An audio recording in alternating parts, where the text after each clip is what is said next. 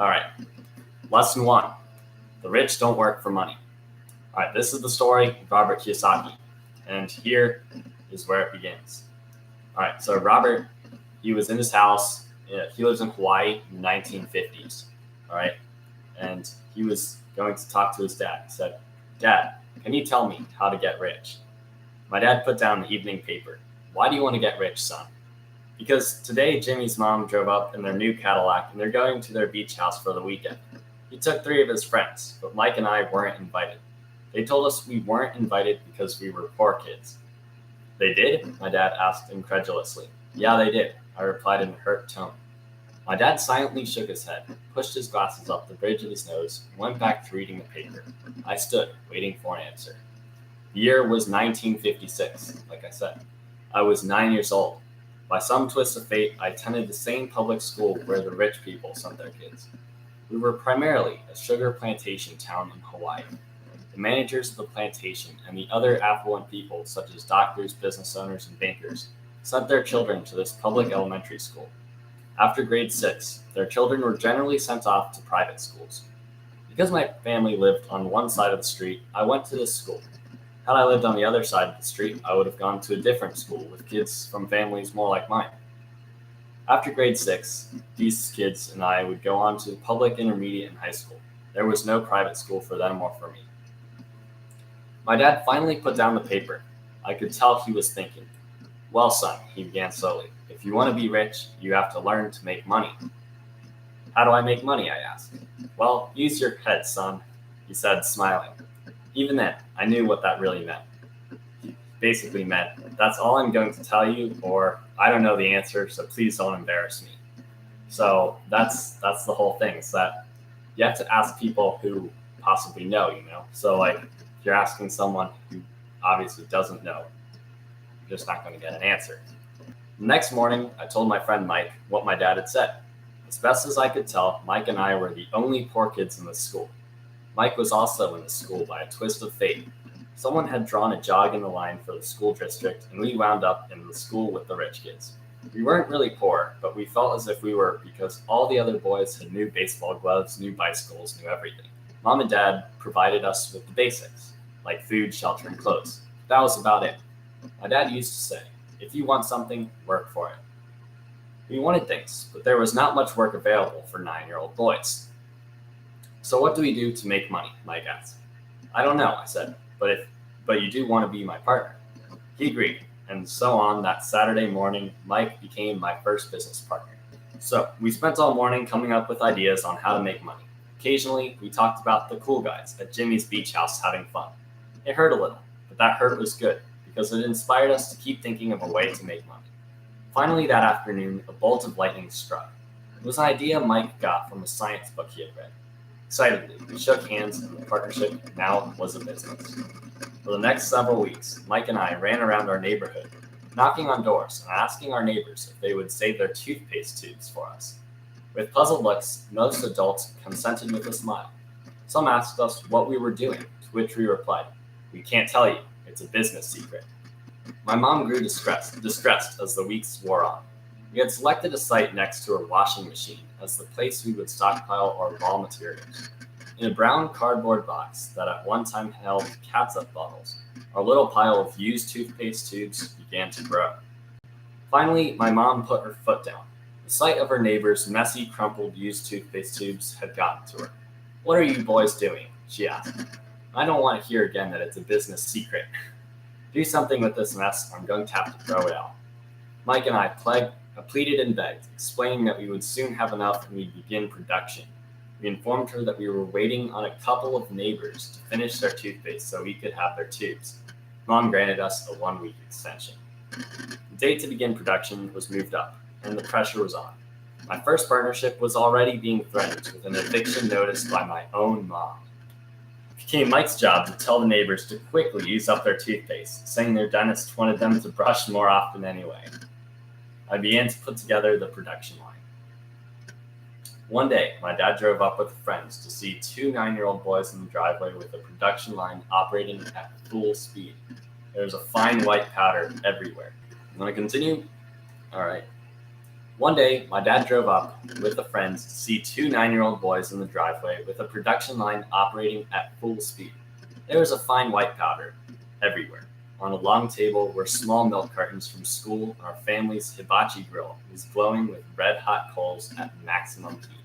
Dad walked up cautiously, having to park the car at the base of the driveway since the production line blocked the carport. As he and his friend got closer, they saw a steel pot sitting on top of the coals in which the toothpaste tubes were being melted down. My dad and his friend watched carefully as we carefully poured the molten lead through a small hole in the top of the plaster of Paris cube. Careful, my dad said. I nodded and without looking up. Finally, once the pouring was through, I put the steel pot down and smiled at my dad. What are you boys doing? He asked with a cautious smile. We are doing what you told me to do. We're going to be rich, I said. Yep, said Mike, grinning and nodding his head. We're partners. And what is it in those plaster molds? My dad asked. Watch, I said. This should be a good batch. With a small hammer, I tapped at the seal that divided the cube in half. Cautiously, I pulled up the top half of the plaster mold and lead nickel fell out. Oh no, my dad exclaimed. You're casting nickels out of lead. That's right, Mike said. We're doing as you told us to. We're making money. My dad's friend turned and burst into laughter. My dad smiled and shook his head. Along with a fire and a box of spent toothpaste tubes, in front of him were two little boys covered with white dust, smiling from ear to ear. He asked us to put everything down and sit with him on the front steps of our house. With a smile, he gently explained what the word counterfeiting meant. Our dreams were dashed. You mean this is illegal? Asked Mike in a quivering voice. Let them go, my dad's friend said. They might be developing a natural talent. My dad glared at him. Yes, it is illegal, my dad said gently. But you boys have shown great creativity and original thought. I'm proud of you. Disappointed, Mike and I sat in silence for about 20 minutes before we began cleaning up this mess. The business was over on opening day. Sweeping the powder up, I looked at Mike and said, I guess Jimmy and his friends are right. We are poor. My father was just leaving as I said that. Boys, he said, you're only poor if you give up. The most important thing is that you did something. Most people only talk and dream about getting rich. But you've done something. I'm very proud of the two of you. I'll say it again. Keep going. Don't quit. Mike and I stood there in silence. They were nice words, but we still did not know what to do. So how come you're not rich, Dad? I asked. Because I chose to be a school teacher. School teachers really don't think about being rich. We just like to teach. I wish I could help you, but I really don't know how to make money. Mike and I turned and continued our cleanup. I know, said my dad. If you boys want to learn how to be rich, don't ask me.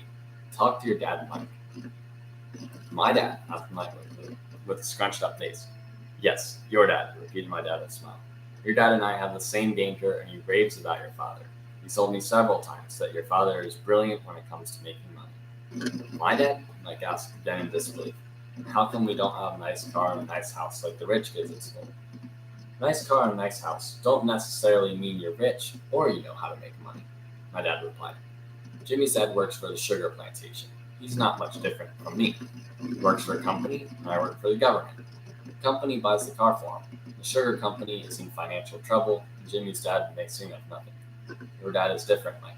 He seems to be building an empire, and I suspect in a few years he'll be a very, very rich man. With that, Mike and I got excited again. With new vigor, we began cleaning up the mess caused by our now defunct first business. As we were cleaning, we made plans for how and when to talk to Mike's dad. The problem was that Mike's dad worked long hours and often did not come home until late. His father owned warehouses, a construction company, a chain of stores, and 3 restaurants. It was the restaurants that kept him out so late. Mike got the bus home after we had finished cleaning up. He was going to talk to his dad when he got home that night and asked him if he could teach us how to become rich. Mike promised to call as soon as he had talked to his dad, even if it was late. The phone rang at 8:30 p.m. Okay, next Saturday, Mike's dad agrees to meet with us. On Saturday, I caught the 7 a.m. bus to the poor side of town. That is where the lessons begin. Mike and I Met with his dad that morning at 8.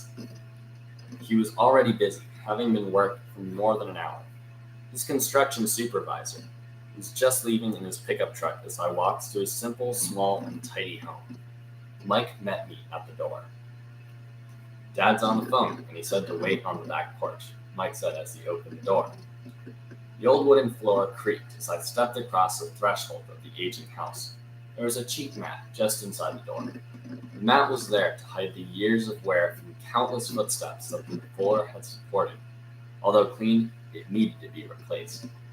I felt claustrophobic as I entered the narrow living room that was filled with old, musty, overstuffed furniture that today would be collector's items. Sitting on the couch were two women, both little older than my mom. Across from the woman sat a man in workman's clothes. He was about 10 years older than my dad. They smiled as Mike and I walked past them toward the back porch. I smiled back shyly. "Who are those people?" I asked. "Oh, they work for my dad. The older man runs his warehouses, and the women are the managers of the restaurants." As he arrived, you saw the construction supervisor. He was working on a road project about 50 miles from here. His other supervisor, who was building a tract of houses, left before you got here. Suddenly, Mike's dad burst through the rickety screen door and onto the porch. Mike and I jumped to our feet, not out of respect, but because we were startled. "Ready, boys?" he asked as he pulled up a chair to sit down with us. We nodded our heads as we pulled our chairs away from the wall to sit in with him. He was a big man, about 6 feet tall and 200 pounds. My dad was taller, about the same weight, and 5 years older than Mike's dad. They sort of looked alike, although not of the same ethnic makeup. Maybe their energy was similar. "Mike says you want to learn to make money. Is that correct, Robert?" I nodded my head quickly, but with a little trepidation. He had a lot of power behind his words and smile. Just to catch up to people who's just starting to get on the live stream, this is Rich Dad Poor Dad, and I'm saying the story of Robert Kiyosaki when he was young and how he began investing. All right. I nodded my head quickly, but with a little trepidation. He had a lot of power behind his words and smile. "Okay, here's my offer. I'll teach you, but I won't do it classroom style. You work for me, I teach you. You don't work for me, and I won't teach you. I can teach you faster if you work. I'm wasting my time if you just want to sit and listen like you do in school. That's my offer. Take it or leave it." May I ask you a question first?" I asked. "No, take it or leave it. I've got too much work to do to waste my time. If you can't make up your mind decisively, then you'll never learn to make money again. Opportunities come and go. Being able to know when to make quick decisions is an important skill. You have the opportunity that you asked for. School is the beginning, or it's over in 10 seconds. Mike said, asked with a teasing smile. "I'll take it," I said. And Mike also said take it. "Good," said Mike's dad. "Miss Martin will be in by 10 minutes. After I'm through with her, you ride with her to my soubrette and you can begin working. I'll pay you 10 cents an hour. You'll work 3 hours every Saturday." "But I have a softball game today," I said.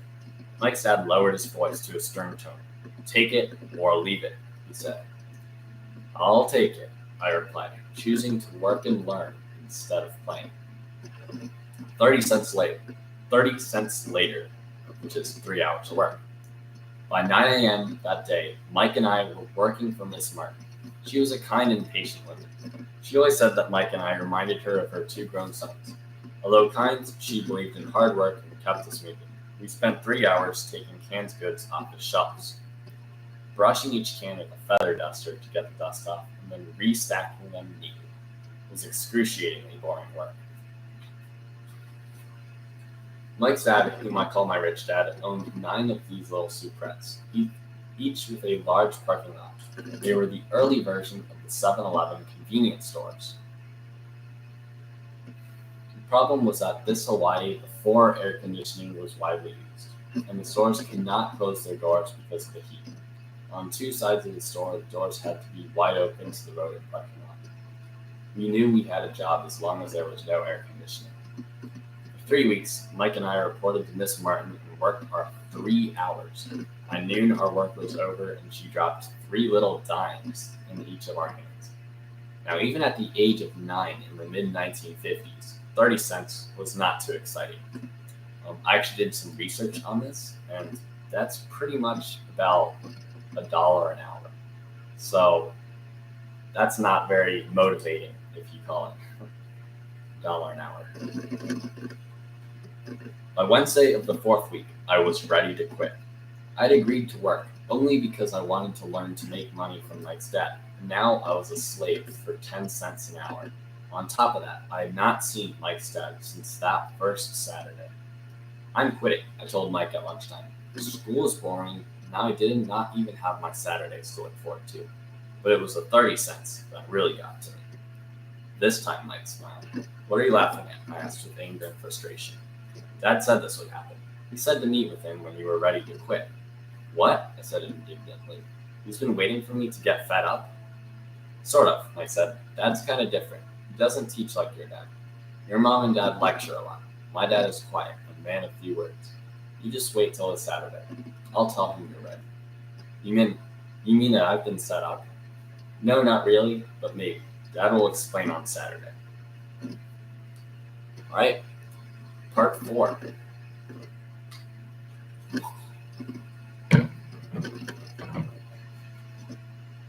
Waiting in line on Saturday. I was ready to face Mike's dad. Even my real dad was angry with him.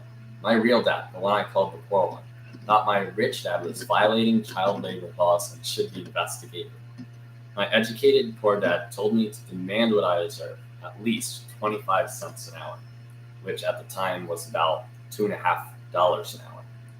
My poor dad told me that if I did not get a raise, I was to quit immediately.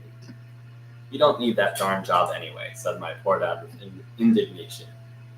At 8 o'clock Saturday morning, I walked through the door of Mike's house when Mike's dad opened it. Take a seat and wait in line, he said as I entered. He turned and disappeared into his little office next to a bedroom. I looked around the room and didn't see Mike anywhere. Feeling awkward, I cautiously sat down next to the same 2 women who were there 4 weeks earlier. They smiled and slid down the couch to make room for me.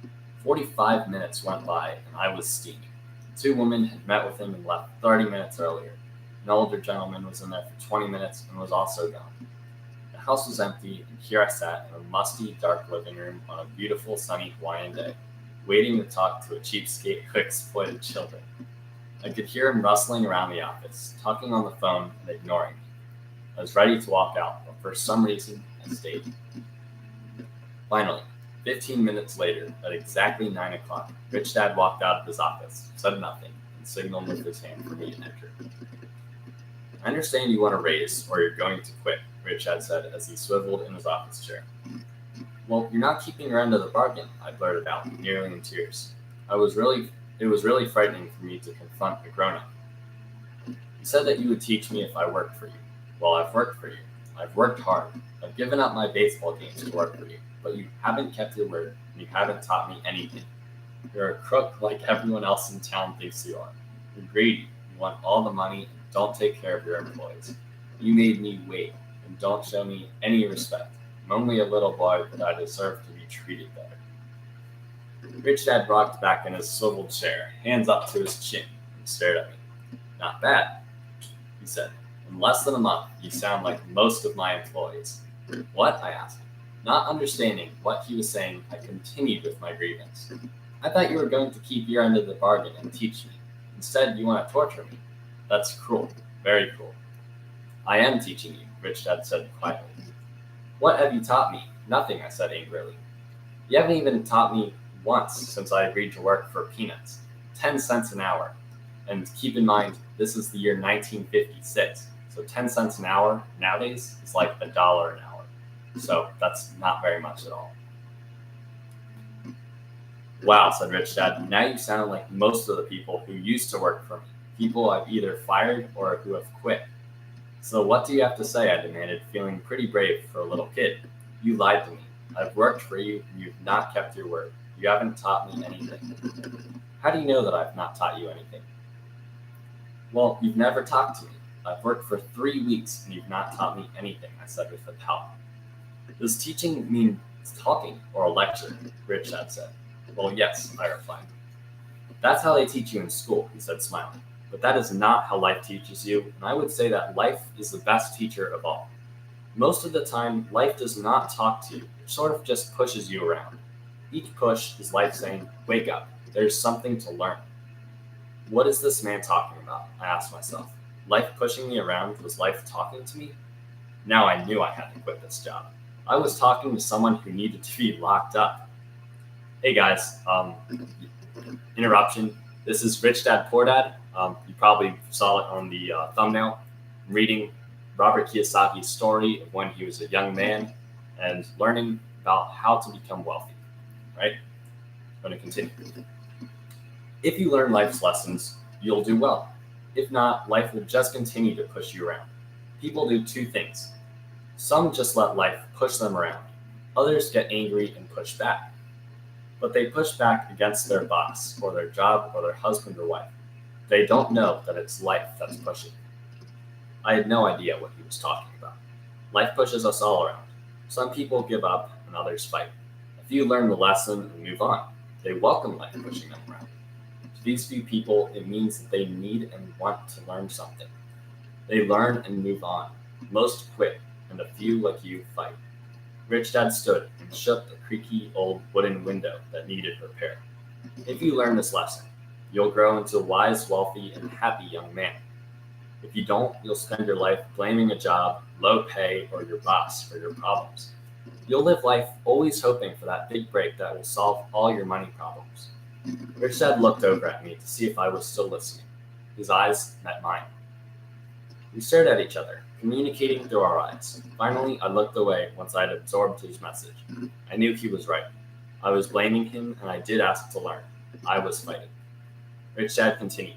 Or, if you're the kind of person who has no guts, you just give up every time life pushes you. If you're that kind of person, you'll live all your life playing it safe, doing the right things, saving yourself from some event that'll never happen. Then you'll die a boring old man. You'll have lots of friends who really like you because you were such a nice, hardworking guy. But the truth is that you let life push you into submission. Deep down, you were terrified of taking risks. You really wanted to win. But the fear of losing was greater than the excitement of winning. Deep inside you, you only know that you didn't go for it. You chose to play it safe. Our eyes met again. You've been pushing me around? I asked. Some people might say that, smiled Rich Dad. I would say that I just gave you a taste of life. What taste of life? I asked, still angry, but now curious and ready to learn. You boys are the first people who have ever asked me to teach them how to make money. I have more than 150 employees, and not one of them has asked me what I know about money. They ask me for a job and a paycheck, but never to teach them about money. So most will spend the best years of their lives working for money, not really understanding what it is that they're working for.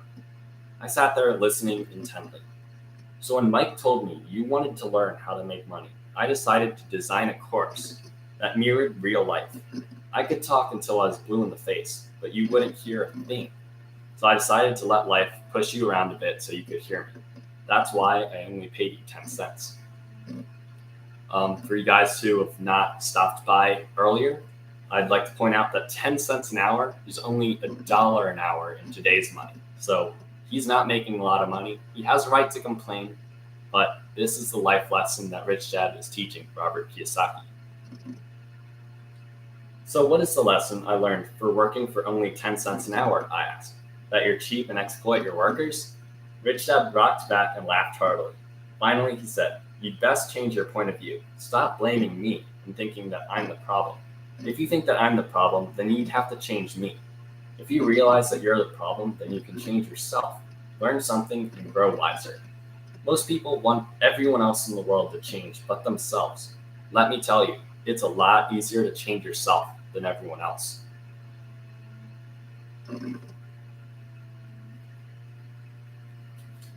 I don't understand, I said. Don't blame me for your problems, Rich Dad said, growing impatient. But you only pay me 10 cents. So what are you learning? Rich Dad asked, smiling. That you're cheap, I said with a sly grin.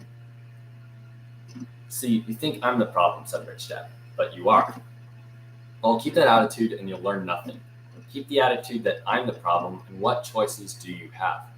Well, if you don't pay me more or show me more respect and teach me, I'll quit. Well put, said Rich Dad, and that's exactly what most people do. They quit and go looking for another job, a better opportunity, higher pay, actually thinking that this will solve the problem. In most cases, it won't. So what should I do? Just take this measly 10 cents an hour and smile? Rich Dad smiled. That's what the other people do. But that's all they do, waiting for a raise, thinking that more money will solve their problems. More just accept it. And some take a second job, working even harder, but again accepting a small paycheck. I sat staring at the floor, beginning to understand the lesson Rich Dad was presenting. I could sense it was a taste of life. Finally, I looked up and asked, "So what will solve the problem?" "This," he said, leaning forward in his chair and tapping me gently on the head. "This stuff between your ears." It was at that moment that Rich Dad shared the pivotal point of view that separated him from his employees and my poor dad and led him to eventually become one of the richest men in Hawaii. While my highly educated but poor dad struggled financially all of his life, a singular point of view that made all the difference over a lifetime. Rich Dad explains this point of view over and over, which I call lesson number 1. The poor and the middle class work for money. The rich have money work for them. On that bright Saturday morning, I learned a completely different point of view from what I had been taught by my poor dad. At the age of 9, I understood that both dads wanted me to learn. Both dads encouraged me to study, but not the same things. My highly educated dad recommended that I do what he did. "Son, I want you to study hard, get good grades, so you can find a safe, secure job with a big company. And make sure it has excellent benefits." My rich dad wanted me to learn how money works so I can make it work for me. These lessons that I would learn through life with his guidance, but not because of the classroom. My rich dad continued my first lesson. "I'm glad you got angry about working for 10 cents an hour," which, for you guys who just got on, 10 cents an hour in the 1950s was only $1 an hour in today's money. So that is a very small amount. It's working for peanuts. Rich Dad continued, "If you hadn't got angry and simply accepted it, I would have to tell you that I cannot teach you to be rich. You see, true learning takes energy, passion, and a burning desire. Anger is a big part of that formula, for passion is anger and love combined. When it comes to money, most people don't want to play it safe. Forgive me. Most people want to play it safe and feel secure. So passion does not direct them. Fear does." "So is that why they'll take jobs with low pay?" I asked. "Yes," said Rich Dad. "Some people say I exploit people because I don't pay as much as the sugar plantation or the government. I say the people exploit themselves. It's their fear, not mine." "But don't you feel you should pay them more?" I asked. "I don't have to. And besides, more money will not solve their problems. Just look at your dad. He makes a lot of money and he still can't pay his bills. Most people given more money only get into more debt." Here, I'm going to put a pause in the book. Do you guys feel like if you make more money, your financial problems will be solved? Write it down in the chat. I'll be glad to respond. Do you guys think, say you made 50,000, do you think that if you made 60,000, your financial problems will be solved? I think it's an interesting thing to wonder, you know. All right, I'm going to continue. You see, your dad went to school and got an excellent education so he could get a high-paying job, but he still has money problems because he never learned anything about money in school. On top of that, he believes in working for money. "And you don't?" I asked. "No, not really," said Rich Dad. "If you want to learn to work for money, then stay in school. That is a great place to learn to do that. But if you learn how to have money work for you, then I'll teach you that.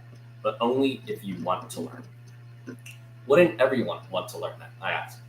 "No," said Rich Dad, "simply because it's easier to learn to work for money, especially if fear is your primary emotion when the subject of money is discussed." Do you guys feel uncomfortable when you talk about money to people?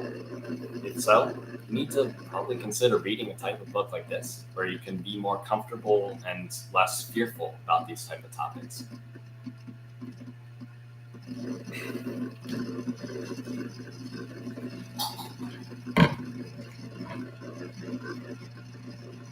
"Wouldn't everyone want to learn that?" I asked. No, I'm sorry. "I don't understand," I said with a frown. "Don't worry about that for now. Just know that it's fear that keeps most people working at a job. The fear of not paying their bills. The fear of being fired. The fear of not having enough money and the fear of starting over. That's the price of studying to learn a profession or trade and then working for money. Most people become a slave to money, and then they get angry and blame their boss. Learning to have money work for you is a completely different course of study, I asked. Absolutely, Rich Dad answered. We sat in silence on that beautiful Hawaiian Saturday morning.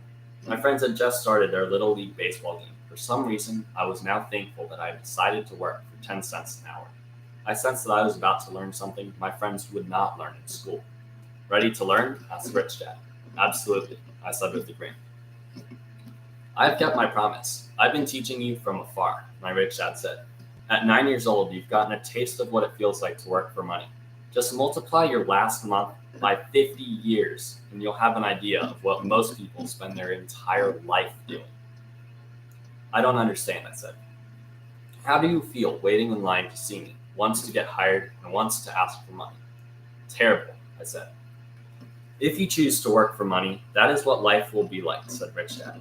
And how did you feel when Miss Martin dropped 3 dimes in your hand for 3 hours of work? I felt like it wasn't enough. It seemed like nothing. I was disappointed, I said. And that is how most employees feel when they look at their paychecks, especially after all the tax and other deductions are taken out. At least you got 100%. You mean most workers don't get paid everything? I asked with amazement. Heavens no, said Rich Dad. The government always takes its share first. Nowadays in America, we see 20% to even 40% taxes for the rich. So that's quite a big chunk.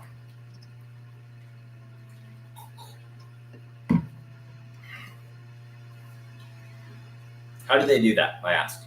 Taxes, said Rich Dad. You're taxed when you earn, you're taxed when you spend, you're taxed when you save, and you're taxed when you die. Why do people let the government do that to them? The rich don't, said Rich Dad with a smile. The poor and the middle class do. I'll bet that I earn more than your dad, yet he pays more in taxes. How can that be? I asked. At my age, that made no sense to me. Why would someone let the government do that to them? Rich Dad rocked slowly and silently in his chair, just looking at me. Ready to learn? He asked. I nodded my head slowly.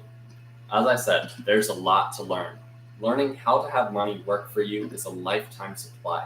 Most people go to college for 4 years and then their education ends. I already know that my study of money will continue over my lifetime. Simply because the more that I find out, the more that I find out I need to know. Most people never study the subject. They go to work, get their paycheck, balance their checkbooks, and that's it. Then they wonder why they have money problems. They think that the more money that they have, that'll solve the problem, and don't realize that it's their lack of financial education that's the problem. Do you guys feel like you're financially educated in any form? You can write it down in the chat or in the comments. I'd love to respond to what you say. I'll be doing that probably at the end of the video, though. All right. So, my dad has tax problems because he doesn't understand money? I asked, confused. Look, said Rich Dad, taxes are just one small section on learning how to make money work for you. Today, I just wanted to find out if you still have the passion to learn about money. Most people don't. They want to go to school, learn a profession, have fun at work, and earn lots of money. One day, they'll wake up with big money problems, and then they can't stop working. That's the price of only knowing how to work for money instead of studying how to have money work for you. So do you still have the passion to learn? Asked Rich Dad. I nodded my head. Good, said Rich Dad. Now get back to work. This time I'll pay you nothing. What? I asked in amazement. You heard me. Nothing. You'll work the same 3 hours every Saturday, but this time you'll not be paid 10 cents an hour. You said you wanted to learn to not work for money, so I'm going to pay you nothing. I couldn't believe what I was hearing. I've already had this conversation with Mike, and he's already working, dusting, and stacking canned goods for free. You better hurry and get back there. That's not fair, I shouted. You've got to pay me something. Well, you said you wanted to learn. If you don't learn this now, you'll be like the 2 women and the older man sitting in my living room, working for money and hoping that I don't fire them. Or like your dad, earning lots of money only to be in debt up to his eyeballs, hoping more money will solve the problem. If that's what you want, I'll go back to our original deal of 10 cents an hour. Or you can do what most adults do: complain that there's not enough pay, quit, and go looking for another job. But what do? I asked. Rich Dad tapped me on the head. Use this, he said. If you use it well, you'll soon thank me for giving you an opportunity and you'll grow into a rich man. He's talking about the head. I stood there, still not believing what a raw deal I was handed. I came to ask for a raise, and somehow I was instead working for nothing. Rich Dad tapped me on the head again and said, use this. Now get out of here, get back to work. Lesson 1. The rich don't work for money. Just let that soak in your head.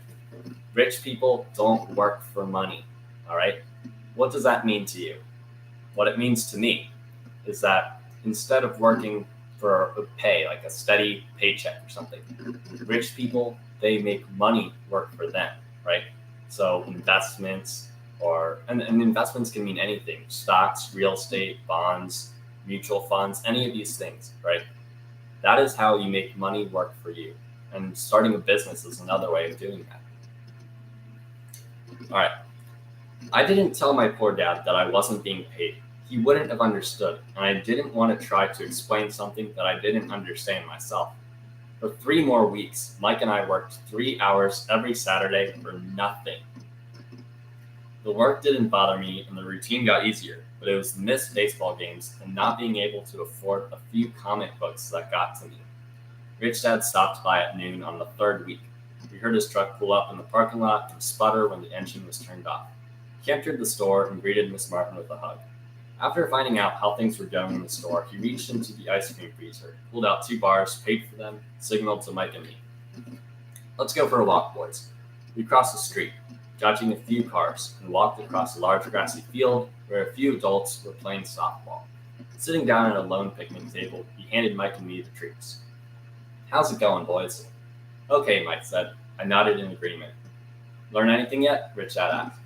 Mike and I looked at each other, shrugged our shoulders, and shook our heads in unison. Avoiding one of life's biggest traps. Section 7. Well, you boys had better start thinking. You're starting one of life's biggest lessons. If you learn it, you'll enjoy life with great freedom and security. If you don't, you'll wind up like Miss Martin and most of the people playing softball in this park. They work very hard for very little money, clinging to the illusion of job security and looking forward to a 3-week vacation each year, and maybe a skimpy pension after 45 years of service. If that excites you, I'll give you a raise to 25 cents an hour. Ooh, 25 cents an hour. That's 150% raise from where they're currently at. Oh, actually, that's infinite raise because they were going for 0, but now they're going to be paid 25 cents an hour. So that's probably a pretty good temptation. But these are good, hardworking people. Are you making fun of them? I demanded. A smile came over Rich Dad's face. Miss Martin is like a mother to me. I would never be that cruel. I may sound unkind because I'm doing my best to point something out to the two of you. I want to expand your point of view so you can see something most people don't. Most people just don't see the trap that they're in. Mike and I sat there, uncertain of his message. He sounded cruel, yet we could see that he was trying to drive home a point. With a smile, Rich Dad said, "Doesn't that 25 cents an hour sound good? Doesn't it make your heart beat a little faster?" I shook my head no, but it really did. 25 cents an hour would be big bucks to me. Okay, I'll pay you $1 an hour, Rich Dad said with a sly grin. Now my heart started to race. My brain was screaming, "Take it, take it, take it." I could not believe what I was hearing. Still, I said nothing. Okay, $2 an hour. My little brain and heart nearly exploded.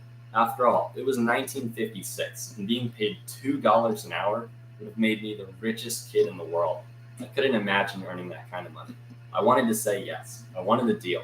I could picture a new bicycle, a new baseball glove, and the adoration of my friends when I flashed some cash.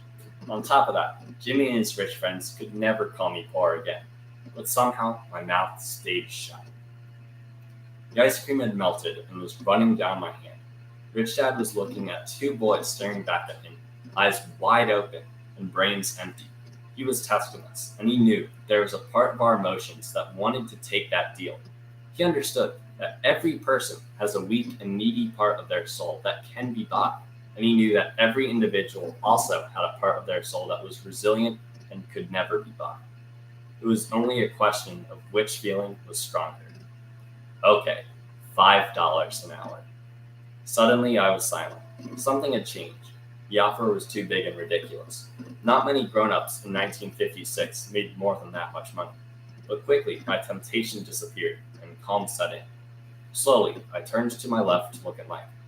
He looked back at me. The part of my soul that was weak and needy was silenced. The part of me that had no price took over. I knew Mike had gotten to that point too. Good, said Rich Dad. Most people have a price, and they have a price because of human emotions called fear and greed. First, the fear of being without money motivates us to work hard. And then once we get that paycheck, greed or desire starts us thinking about all the wonderful things money can buy. The pattern is then set. What pattern, I ask? The pattern of get up, go to work, pay bills, get up, go to work, pay bills. The repetition of life, right? People's lives are forever controlled by these two emotions. Offer them more money and they continue the cycle by increasing their spending. That is what I call the rat race. So what was I trying to say there? And this was a point that I made about 20 minutes ago, is that the more money that most people make, the more they spend. And this is basically the cycle of debt, that if you give an employee more money, they're not going to be better financially than they were before, because then they spend more. Most people, when they get a pay raise, they put the money in the lottery or something absolutely ridiculous, right? And so they obviously don't need that money. And so that is what he's saying. And that's what's called the rat race, all right? There is another way, Mike asked. Yes, said Rich Dad slowly, but only a few people find it. And what is that way, Mike asked. That's what I hope you boys will learn as you work and study with me. That is why I took away all forms of pay. Any hints? Mike asked. We're kind of tired of working hard, especially for nothing. Well, the first step is telling the truth, said Rich Dad. Well, we haven't been lying, I said. I did not say you were lying. I said to tell the truth, Rich Dad retorted. The truth about what? How you're feeling, Rich Dad said. You don't have to say it to anyone else. Just admit this one thing to yourself. You mean the people in this park, the people who work for you, Miss Martin, they don't do this? I asked. I highly doubt it, said Rich Dad. Instead, they feel the fear of not having money. They don't confront it logically. They react emotionally instead of using their heads, Rich Dad said. Then they get a few dollars in their hands, and again, the emotions of fear and desire and greed take over. Again, they react instead of think. So their emotions control their brain, Mike asked. That's correct, said Rich Dad. Instead of admitting the truth about how they feel, they react to their feelings and fail to think. They feel the fear, so they go to work, hoping that money will soothe that fear. But it does not. It continues to haunt them, and they return to work, hoping again that money will calm their fears, and again it does not. Fear keeps them in this trap of working, earning money, hoping that the fear will go away. But every day they get up, and that old fear wakes up with them. For millions of people, that old fear keeps them awake all night long, causing a night of turmoil and worry. So they get up and go to work, hoping that a paycheck will kill that fear gnawing at their soul. Money is running their lives, and they refuse to tell the truth about it. Money is in control of their emotions and their souls. Rich Dad sat quietly, letting his words sink in. Mike and I heard what he said, but didn't understand fully what he was talking about. I just knew that I often worried why grown-ups hurried off to work. It did not seem like much fun, and they never looked that happy, but something kept them going to work. Realizing that we had absorbed as much as possible of what he was talking about, Rich Dad said, I want you boys to avoid that trap. That is really what I want to teach you. Not just to be rich, because being rich does not solve the problem. It doesn't? I asked, surprised. No, it does not. Let me explain the other emotion, desire. Some call it greed, but I prefer desire. It's perfectly normal to desire something, better, prettier, more fun, or exciting. Some people also work for money because of desire. They desire money for the joy they think that it can buy. But the joy that money brings is often short-lived, and they soon need more money for more joy, more pleasure, more comfort, and security. So they keep working. thinking that money will soothe their souls that are troubled by fear and desire. But money cannot do that. And even rich people do this, Mike asked. Rich people are included. In fact, the reason many rich people are rich is not because of desire, but because of fear. They believe that money can eliminate the fear of being poor, so they amass tons of it, only to find that their fear gets worse. Now they fear losing the money. I have friends who keep working even though they have plenty. I know people with millions of dollars who are afraid now than when they were poor. They're terrified of losing it all. The fears that drove them to get rich got worse. That weak and needy part of their soul is screaming louder than ever before. They don't want to lose the big house, the cars, and the high life that money has bought them. They worry about what their friends would say if they lost all that money. Many are emotionally desperate and neurotic, although they look rich and have more money. So is a poor man happier? I asked. No, I don't think so, replied Rich Dad. The avoidance of money is just as psychotic as being attached to money. As if on cue, the town derelict went past our table, stopping by the large rubbish can and rummaging around it. The three of us watched him with great interest, when before we probably would have just ignored him. Rich Dad pulled $1 out of his wallet and gestured to the older man. Seeing the money, the derelict came over and immediately took the bill, thanked Rich Dad profusely, and hurried up, ecstatic with his good fortune. He's not different than most of my employees, said Rich Dad. I've met so many people who say, "Oh, I'm not interested in money." Yet they'll work at a job for 8 hours a day. That's denial of truth. If they weren't interested in money, then why are they working? That kind of thinking was probably more psychotic than a person who hoards money. As I sat there listening to my Rich Dad, my mind flashed back to the countless times my own dad said, "I'm not interested in money." He said those words often. He also covered himself by always saying, "I work because I love my job." So what do we do, I asked. Not work for money until all traces of fear and greed are gone? No, that would be a waste of time, said Rich Dad. Emotions are what makes us human. The word emotion stands for energy in motion. Be truthful about your emotions and use your mind and emotions in your favor, not against yourself. Whoa, said Mike. Don't worry about what I just said. It'll make more sense in years to come. Just be an observer and not a reactor to your emotions. Most people don't know that it's their emotions that are doing the thinking. Your emotions are your emotions, but you have to learn to do your own thinking. Can you give me an example? I asked. Sure, said Rich Dad. When a person says, "I need to find a job," it's most likely an emotion doing the thinking. Fear of not having money generates that thought. But people do need money if they have bills to pay, I said. Sure they do, said Rich Dad. All I'm saying is that it's fear that's all too often doing the thinking. I don't understand, said Mike. For example, said Rich Dad, if the fear of not having enough money arises, instead of immediately running out to get a job, they instead might ask themselves this question.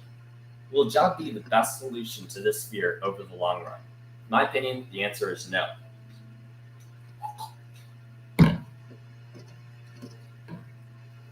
A job is really just a short-term solution to a long-term problem. But my dad is always saying, stay in school and get good grades so you can get a safe, secure job. I interjected, somewhat confused. Yes, I understand that he says that, said Rich Dad, smiling. Most people recommend that, and it's a good path for most people. But people make that recommendation primarily out of fear. You mean my Rich Dad says that because he's afraid? Yes, said Rich Dad. He's terrified that you won't earn enough money and won't fit into society. Don't get me wrong. He loves you and wants the best for you. I too believe in education and a job are important, but it won't handle the fear. You see, that same fear that makes him get up in the morning to earn a few bucks is a fear that is causing him to be so fanatical about your going to school. So what do you recommend? I asked. I want to teach you to master the power of money instead of being afraid of it.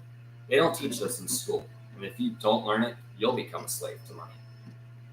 It was finally starting to make sense. He wanted us to widen our views and see what Miss Martin of this world could not see. He used examples that sounded cruel at the time, but I never forgot them. My vision widened that day, and I began to see the trap that lay ahead for most people. You see, we're all employees, ultimately. We just work at different levels, said Rich Dad. I just want you boys to have a chance to avoid the trap caused by those two emotions, fear and desire. Use them in your favor, not against you. That's what I want to teach you. I'm not interested in just teaching you to make a pile of money. That will not handle the fear of desire. If you don't first handle fear and desire, and you get rich, you'll only be a highly paid slave. So, how do we avoid the trap? I asked. The main cause of poverty or financial struggle is fear and ignorance, not the economy or the government or the rich. It's self inflicted fear and ignorance that keeps people trapped. So, you boys go to school and get your college degrees, and I'll teach you how to stay out of the trap. The pieces of the puzzle were appearing. My highly educated dad had a great education and a great career, but school never told him how to handle money or his fear of it. It became clear that I could learn different and important things from both fathers. So you've been talking about the fear of not having money. How does the desire for money affect our thinking? Mike asked.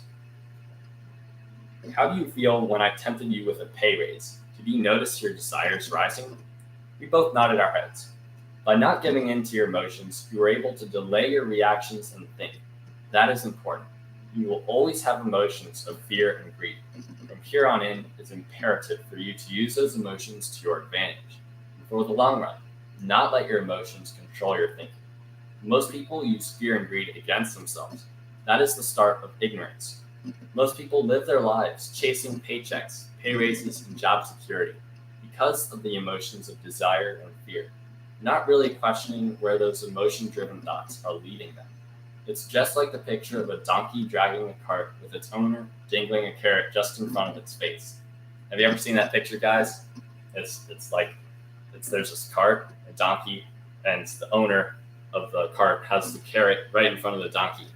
That's what this is, and that's what he's talking about.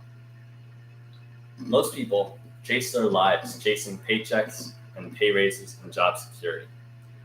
And the donkey's owner, it's just like the picture of a donkey dragging a cart with its owner dangling a carrot in front of its nose. The donkey's owner may be going where he wants to, but the donkey is chasing an illusion. Tomorrow there will only be another carrot for the donkey. You mean the moment I picture a new baseball glove, candy, and toys, that's like a carrot to a donkey? Mike asked. Well, yes, and as you get older, your toys will get more expensive. New car, boat, big house to impress your friends, said Rich Dad with a smile.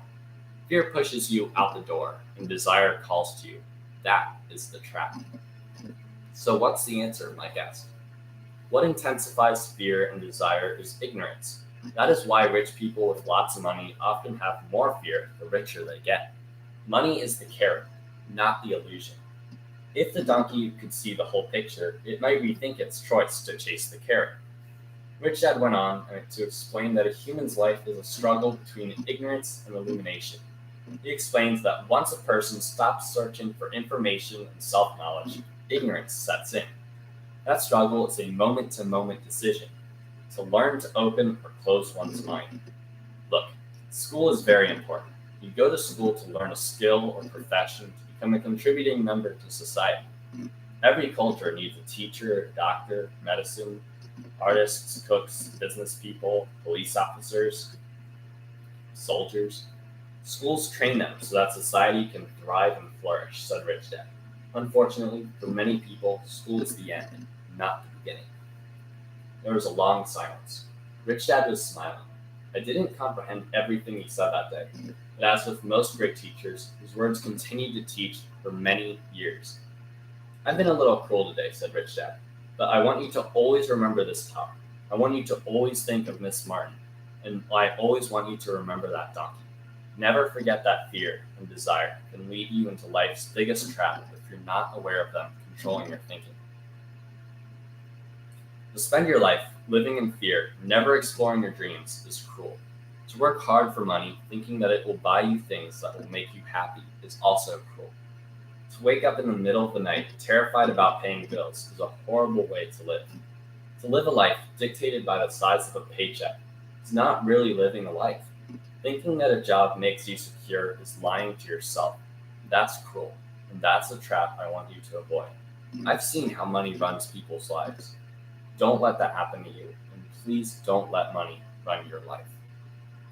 The softball rolled under our table. Rich Dad picked it up and threw it back. So what does ignorance have to do with greed and fear? I asked. Because it is ignorance about money that causes so much fear and greed, said Rich Dad.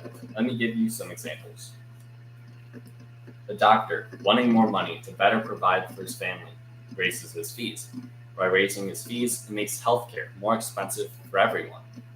It hurts the poor people the most, so they have worse health than those with money. Because the doctors raise their fees, attorneys raise their fees. Because the attorneys' fees have gone up, school teachers want to raise, which raises the taxes, and on and on and on. So there will be such a horrifying gap between the rich and poor that chaos will break out and another great civilization could collapse. History proves that a great civilization collapses when the gap between the haves and have-nots is too great. Sadly, America is on that same course because we have not learned from history. We only memorize historical dates and names, not the lesson behind history. Aren't prices supposed to go up? I asked. Well, Rich had said, in an educated society with a well-run government, prices should actually go down. Of course, that is often only true in theory. Prices grow up because of greed and fear caused by ignorance. If schools taught people about money, there would be more money and lower prices, but schools focus only on teaching people to work for money, not how to harness the power of money. But don't we have business schools? Mike asked. And haven't you encouraged me to go for an MBA? Yes, said Rich Dad. But all too often, business schools train employees to become sophisticated bean counters. Heaven forbid a bean counter takes over a business. All they do is look at the numbers, fire people, and build business. I know this because I hire bean counters. All they think about is cutting costs and raising prices, which causes even more problems. Bean counting is important. I wish more people knew it, but it too is not the whole picture, Rich Dad said angrily. So there is an answer, asked Mike. Yes, said Rich Dad. Learn to use your emotions to think, not think with your emotions. When you boys master your emotions by agreeing to work for free, I knew that there was hope. When you again resisted your emotions when I tempted you with even more money, you were again learning to think in spite of being emotionally charged. That is the first step. Why is that step so important? I asked. Well, that's up to you to find out. If you want to learn, I'll take you boys into the briar patch, a place almost everyone else avoids. If you go there with me, you'll let go of the idea of working for money and instead learn to have money work for you. And what will we get if we go with you? I asked. What will we get? Same thing Burr Rabbit got, said Rich Dad, referring to the classic children's story. Is there a briar patch? I asked. Yes, said Rich Dad. The briar patches are fear and greed. Confronting fear, weakness, and neediness by choosing our own thoughts is the way out. Choosing our thoughts, Mike asked, puzzled. Yes, choosing what we think rather than reacting to our emotions. Instead of just getting up and going to work because not having the money to pay your bills is scaring you, ask yourself, is working harder at this the best solution to this problem? Most people are too afraid to rationally think things through and instead run out the door to a job that they hate. This is a long, long chapter. Jeez. As he climbed into his pickup truck outside his convenience store, Rich Dad said, keep working, boys, but the sooner you forget about needing a paycheck, the easier your adult life will be. Keep using your brain, work for free, and soon your mind will show you ways of making money, far beyond what I could ever pay you. You will see things that other people never see. Most people never see these opportunities because they're looking for money and security, so that's all they get. The moment you see one opportunity, you'll see them for the rest of your life. The moment you do that, I'll teach you something else. Learn this, and you'll avoid one of life's biggest traps. Mike and I picked up our things from the store and waved goodbye to Miss Martin. We went back to the park to the same picnic bench and spent several more hours thinking and talking. We spent the next week at school thinking and talking too. For 2 more weeks, we kept thinking, talking, and working for free. The end of the second Saturday, I was again saying goodbye to Miss Martin, looking at the comic book stand with longing gaze.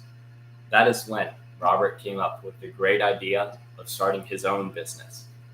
He began a comic book library, which made them like $20 a day. And it was absolutely crazy with all the neighbors in town. And that's what the rest of this chapter is about.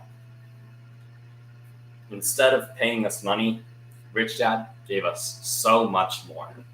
Keep that in mind. Rich Dad may have looked cheap on paper because he actually was starting off their pay at 10 cents an hour and ended up paying them $0. But then they ended up making way more with their little businesses, their investments. This ended up making Robert Kiyosaki into a multimillionaire nowadays with $100 million. That is how he escaped the rat race, by learning to think out of the box, right? That's the secret. That's what I want to leave you guys off with today. I've had a great time talking with you guys, and I'll be seeing you on tomorrow's video.